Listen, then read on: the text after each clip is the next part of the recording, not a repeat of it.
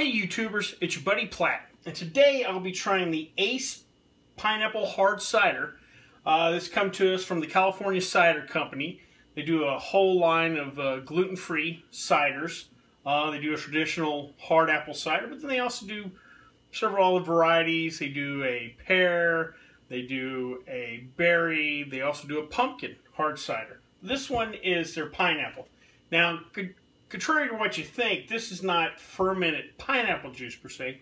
They start with an apple base, but they'll add a little pineapple in to kind of tweak the flavor a little bit. This one comes in at 5.0 ABV, so let's give her a try.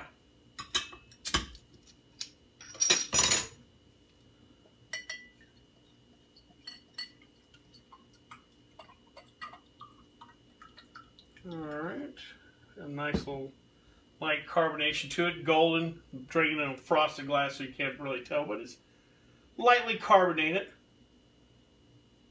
Nice clean smell. Let's give her a try. Oh, that's nice. Real drinkable. The pineapple gives it a nice sweetness, but you still taste the kind of crisp cider. You know, good apple cider has a little crispness to it, and a little bit of that kind of alcohol bite, however. This has that, but not too much. This is very drinkable. You know, ciders traditionally are kind of an introductory product to get females or certain people that don't generally like beer into the kind of beer world.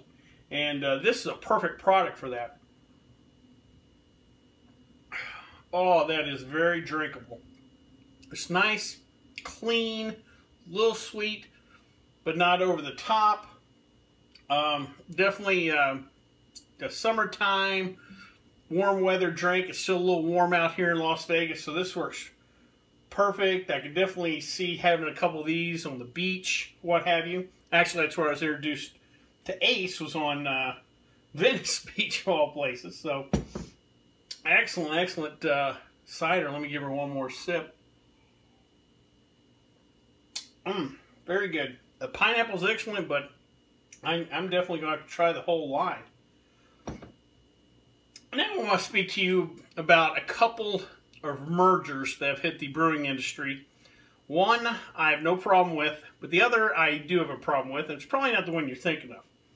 First one I'd like to speak about is Heineken buying a 50% stake in Lagunitas. Now, I know a lot of the hardcore craft brew people are probably cringing at that. How can they sell it out? The bad guys have gotten in our little club. And I understand that.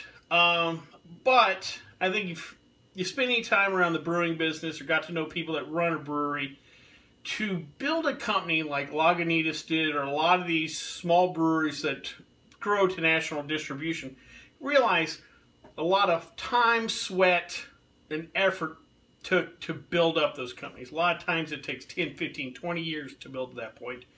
And they had to the owners had to take the original gamble to build this. And I totally understand the wanting to cash out part.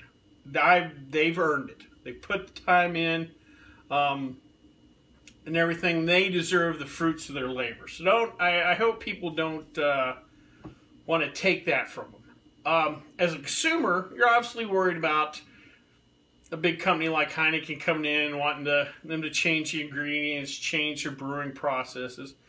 But as long as they stay true to their product, and if the original owners and a lot of the brewmeisters, a lot of the same people stay with the company, then I think everything will be all right. And the great thing about this is, if Lagunitas turns out 4 or 5 years down the line to kind of change their ways and not produce the product, there's still plenty of great craft beer out there for you to purchase. So I wouldn't worry about that merger.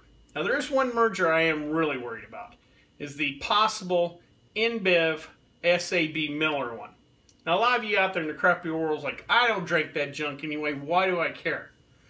Well, if you know anything about the brewing business or just the alcohol business in general, it's that large companies can gain a lot of control in the supply chain through the distributors, your local liquor stores, or what have you. And when you let a behemoth get even bigger, like SAB Miller and InBev would be, It's not good for everybody. If you think a giant like Heineken buying Lagunitas is a big deal, remember Lagunitas is a craft brew. While big for the craft brewery business in America, it's still small eggs compared to the giants like Heineken and InBev and Coors Miller and what have you, Molson, what have you. When the giants start getting together, now that's dangerous. If you know anything about history, in the U.S. we have broken up large monopolies like Standard Oil and AT&T because it was not good for the consumer. It was not good for society as a whole. And I'm really not on board with this potential merger because it gives too much power to one company, and they could really start ratcheting down through the supply chain, or cutting deals, making it tougher for breweries everywhere. So I hope you kind of think this out, and if you disagree with me, feel free to leave a comment. And we'll see how it all works out. I hope you liked the video, and if you did, please share the video. Also, please feel free to subscribe down below. Any questions, comments, or concerns, you can always contact me on the Twitter page. Well, until next time, bottoms up.